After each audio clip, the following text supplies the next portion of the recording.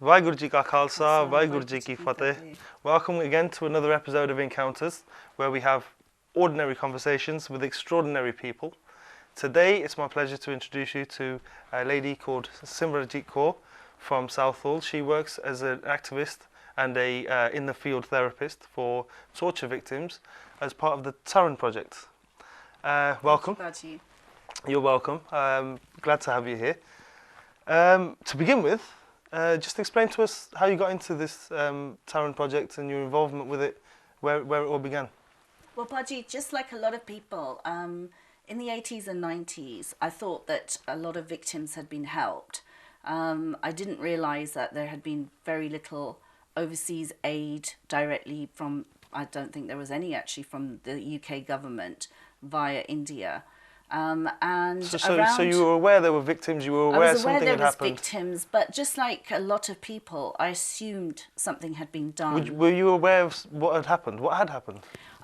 Yes, we were definitely aware when 1984 happened, Right. in terms of the genocide, Amritsar massacre and the Delhi massacre. Operation Blue Star and November. that the media reported. But after that, there was no community media. So unless you were a Punjabi speaker, it's not an excuse, but I have to be honest, Yeah. but unless you were a Punjabi reader, rather, slowly, bit by bit, you lost information that was being explained to in the gurdwaras, as to what was happening to Sikhs there. Yeah.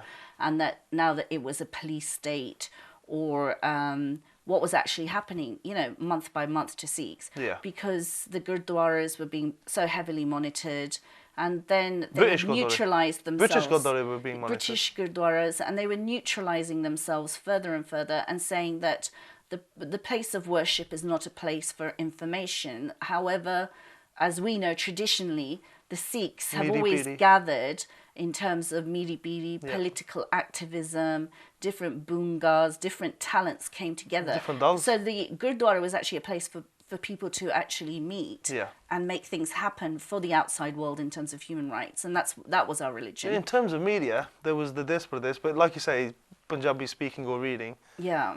There was the Des Pradesh Punjab Times. Awaz Qawm was created, I think, for that purpose. So it was quite a shock for me to one day wake up and suddenly realise that in the 90s, the Sikhs had gone through huge extrajudicial killings.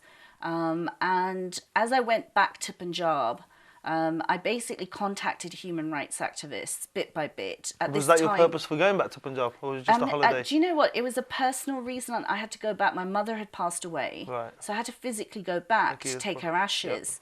And when I went back, it was also the time, I went back and forth once or twice. And around this time, Professor Buller had gone on to death row. Right. And so gradually, bit by bit, having conversations with human rights activists in Punjab, I went with the Committee for Coordination of Disappearances in Punjab, the CCDP. Yep.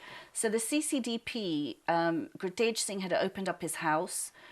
All the Punjab human rights groups that had been very viciously attacked in the 90s, basically the Punjab Human Rights Organisations, directors' son was killed, Atamjit Singh. All of these groups. That Justice Ajit Singh Bains' son? No, it was a PHRO director at the time. Right. And so they had been very, very criminalised, marginalised, Well, he was arrested victimised. himself, wasn't he? Yeah, As and an Justice Banks. 80-year-old? He's 80 years old, and he was like considered the people's judge. He had basically made a huge stand in terms of human rights. And so eventually, once the war ended in 94, the Punjab human rights groups all came together. So did the Khalistan political groups, Right. Various groups under Maan and anybody else who was about. The non-fighting factions. The non-fighting factions came together, Yeah. and that is how the CCDP formed. The majority of its findings was to go back over what the Kalra findings were. Jaswant Singh Kalra had died for. And a lot of activists had died. You had Ram Singh Billing, he was a journalist, Jagvinder Singh, journalist. So a lot of the human rights community had become paralysed in the 90s. So just after the end of the Civil War, you actually have the human rights community trying to come together and in a very dire state of impunity, trying to go back over where the victims actually are. So how long did it take you to figure out all this? So the community from the beginning of realizing there's an issue, and to the point where you realized that no one's helping. What did you think? What did you assume that you could bring to the situation in terms of a solution? It's a very good question. I didn't think I could do anything, because I think what happens first of all is when you're going into the field, as I went with the CCDP reporters and Amrik Singh Muktsar, is that they would look at 4 victims in a day, 5, and you'd sit with these lawyers. No. When I say victims, when I say your involvement with it, how did you even begin to liaise with CCDP? So with the CCDP, the Punjab Human in essence, you were an individual the Punjab Human from Rights England. Community has always been very open. So once I'd heard of Justice Bants and all these sort of human rights activists, I just googled them. They were very good. They were just saying, no, we didn't have internet in those.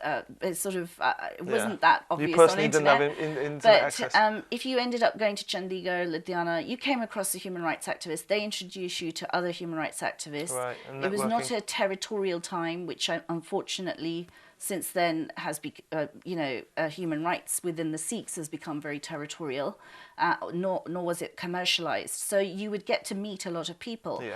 But then once you went with the CCDP reporters into the field, what you realized was a lot of victims that the lawyers would be writing all their data down. How did somebody die? What happened then? But I just got this feeling after a few visits, I just thought, the lawyers are just going to write this down and one day these people might be helped. And so I started to think that there must be a way that I can go back to a lot of people who have been victimized, mainly by the police state, because people who had been victimized by militants were being offered some sort of a pension by the Indian state. So I had to sort of really decide fast that there must be something I can do for these people. Yeah. So because there's financial assistance for the victims of terror.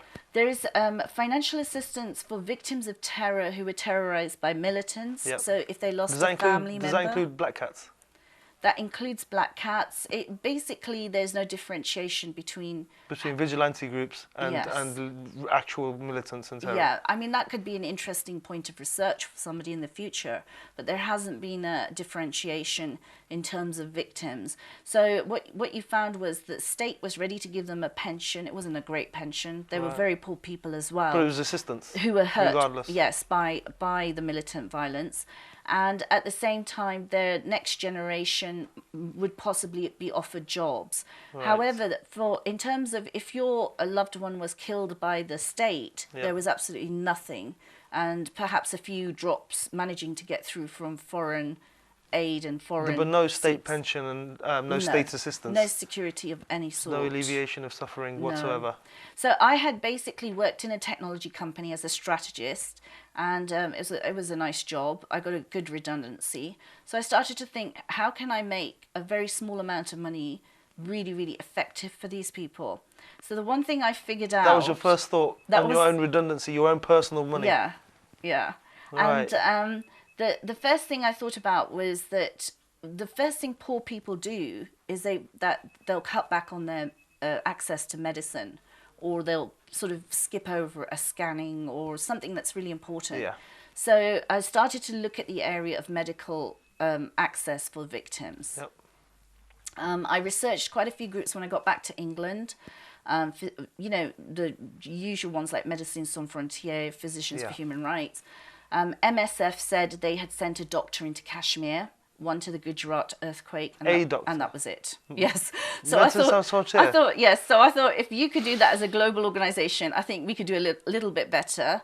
One of the human rights activists from the CCDP, Ashok Agarwal, he was a lovely guy, but he did warn me when I kept talking about doctors. He said doctors are very mercenary in India. Indeed. So they're very much like lawyers. They'll be after getting money. And then the more research we did, the more I figured out within months, it was only a few months of research, I figured out that a lot of torture victims were also being told by doctors that you could have XYZ operation. These were like scams, basically, bleed poor people into giving more money. Indeed, yeah. And then quite a few widows would tell me that somebody had set up, say, an eye camp in XYZ Bind, and little lottery tickets were given out. And then when they'd get there, they were more or less told that everybody would have to pay. So I realized there were so many scams around the poor there were so many scams around medical aid. At that time, there were various groups, you know, they were looking at foreign aid, they were looking at helping other countries. I did try and convince members of the Sikh community, and I tried to convince members of the foreign establishment, you know, in terms of Médecins Sans Frontières, to work with us. And afterwards, I got some mentoring from Physicians for Human Rights USA. Right. I found one person who was very, very... Physicians for Human Rights? Yes. Not prevention of torture? Yeah, they basically look at torture victims around the world. And Physicians for Human Rights Denmark had done a report in 1998 about the Punjab Eyes Wide torture, Eyes Wide Shut torture in Punjab. Did you read that? Indeed, yeah. So I looked at the back and I contacted all the people, and what I found was... Yes, off my own back. Call them. So what I wanted was really for an established aid agency to go in, because if you're trying to do aid work, you really need proper systems. Well, a specialised medical team, basically. And what I found was that they were put off by the Indian state, by their colleagues in the Indian state. We can't talk about the entire Indian state, but their colleagues in Chandigarh, they were put off from coming back. So then I realised... By doctors? Yes, they were doctors. So then I realised that also, the more I looked at torture victims and widows, I realised that there is a whole science around humanitarian work, and that people might write a PhD or a fantastic book, but still nobody's going to help these people, and time is moving on. So Physicians for Human Rights USA, Dr. Aya Capino, is the director of research, and he was a professor at Berkeley University.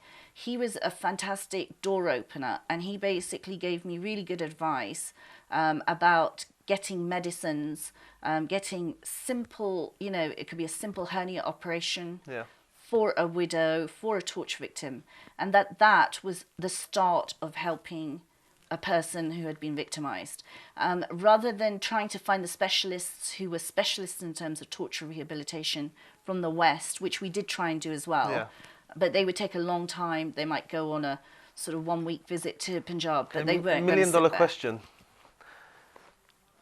Estimation, how many torture victims are there in Punjab? It's a very good question, Baji. Nobody can answer that question.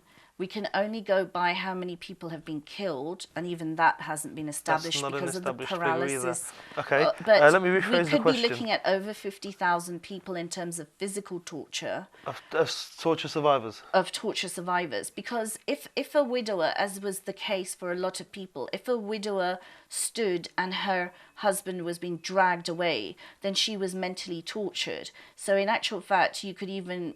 post-traumatic stress disorder. There's a lot of people who suffered vicarious trauma, as well as being dragged in by the police, and they were very reluctant. So mental torture as well as physical torture. Women were very reluctant. What we found was, to this day, that the data in terms of what has happened to women is almost negligent, because... Who compiles that data?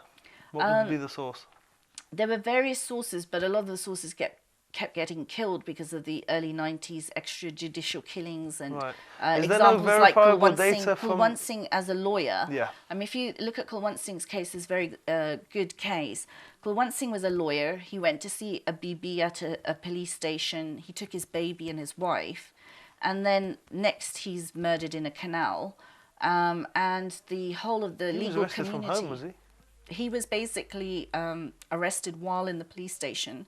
And he was, the whole of the legal community across Punjab and Haryana had to go on strike. This is like thousands of lawyers going on strike for 2 months so that the police would reveal the truth, because they'd concocted a case onto somebody else. So when you've got something like this happening, establishing of statistics is near impossible. But in terms of vicarious trauma, I think there is a lot of torture victims who basically have witnessed... with such oppression and atrocities on such a vast scale, it's almost beyond belief that it's been kept under wraps for so long. How is that possible? How is it that the world has not seen this? I think, quite honestly, it didn't help that we didn't have very strong community television and access and communications in the 90s. Yeah, but the same could be said for the the Albanian massacres by the Turks. I think what happens is, unfortunately, people get on with their lives. Yeah. And at some point, whether it's a sant or a lawyer gone missing, they become iconic. And so rather than people saying, and people in the diaspora, especially us being part of the diaspora, absolutely, yeah, we're thinking about our families or our friends or our networks. A lot of what I found with Sikhs, especially our community, is they rely only on their own network. They don't actually go out, and what we've tried to encourage people to do is not to contribute to our charity, but to actually go out and meet victims. I mean, Baji, we're Sikhs. How simple is it to go out to India and find a victim? It's very easy. In this post-genocidal era, I would say as Sikhs, it's our duty. 20 or 30 of our friends should actually be victims who are poor from the Punjab. And imagine that, if you had 20, 30 friends who were victims, I had, and the whole of Britain had. What happens with me as a British Sikh, and the stories I hear about Punjab, doctors being mercenaries, well, the poor are no better. They're mercenaries as well. You hear people saying, so-and-so, fulana, has taken advantage of such and such, who's come from England. And the English guy hasn't got a clue, and he's been taken for a ride or whatever. Now, what happens if there's no organisational structure to introducing Western Sikhs or diasporic Sikhs to torture victims and their families in India, and we are encouraged to make direct contact with them? What happens if 5 individuals, all at separate times, approach the same family, and the family says, "Sanu kise ne nahi help kita"? Well, Baji, you've hit the nail on the head. What has actually happened is, because the Sikhs have not managed to create their own internal coordination committee between different Banthak groups, between different NGOs and charities who are utilising victims in order to collect money, and because they've not been open about their lists, made lots of excuses, and most victims are quite open right now that they should be known and people should contact them directly.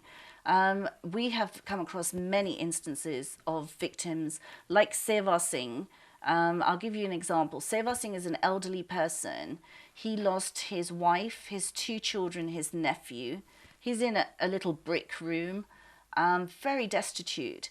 And he said we were the first people who had even asked him if he was okay.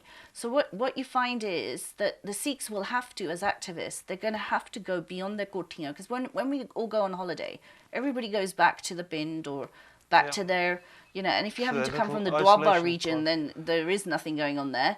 But you go to, where's the nearest Domino pizza place, you matha take at Harmandir Sahib.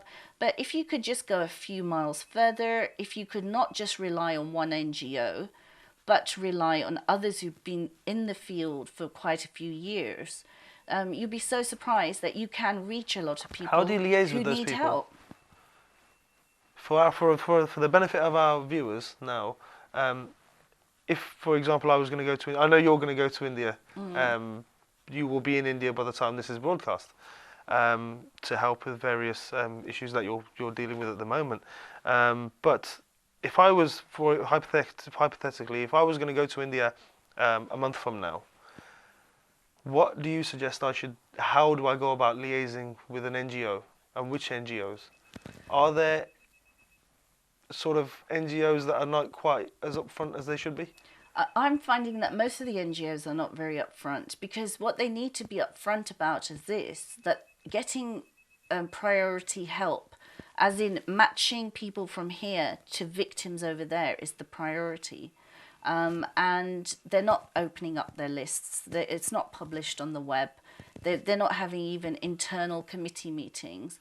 And there's a lot of scaremongering around victims. Victims are in a very destitute state. Are these Jathebandi-based NGOs? These are individuals who've decided to provide aid globally, or various groups. But the whole point is this: they've not created systems or infrastructures. They've not created, for instance, when you have Oxfam has the head of Afghanistan, and about 10 people underneath, and them, yeah. as well as grassroots workers. Yep. There's a huge structure, and what you'll find is that a lot of public relations is being done in Britain. So I would question if someone's sitting here for 24/7 and in the West, then what work is there being done for the poor? If that was your mum or my granny, would we really rely on somebody to get some help at some time, months into the future at some point? No, we wouldn't. No. The poor are our families. Jere elders, jinnah de bache who have passed away, they're our honour. And I was just talking just now to a human rights activist in India who also said this, said, how many poor can you help? And I said, no, they're our honour. It's our honour to find these people, because there's a lot of Sikhs, I'll tell you, there's a lot of victims who the Sikhs would refer to as Shaheed Parvars, who wouldn't even open their mouth to ask you for help right now. Because they have always believed in Maharaj the Hukam. Yeah. They have, and they haven't got onto the PR campaign of help us now, help us tonight, or the way in which a lot of poor are, end up having to do their own PR so somebody will listen to them. Yeah. They are gupt, and yet we haven't managed to reach people like that. I was quite appalled a few years ago, Baji. We did an cataract camp, which we've been trying to do every few months. And one Bazurg, he'd lost 3 members of his family, and he gave me a she-rod.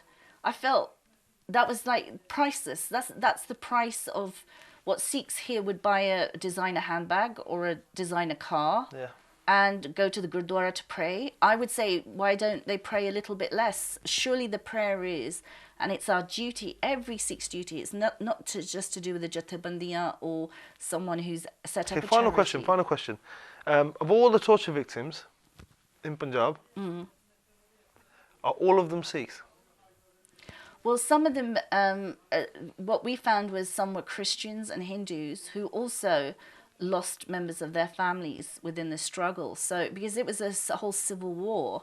And this is not an exclusively Sikh thing. No, it's not exclusively Sikh. It's a majority Sikh thing. Of course, yeah.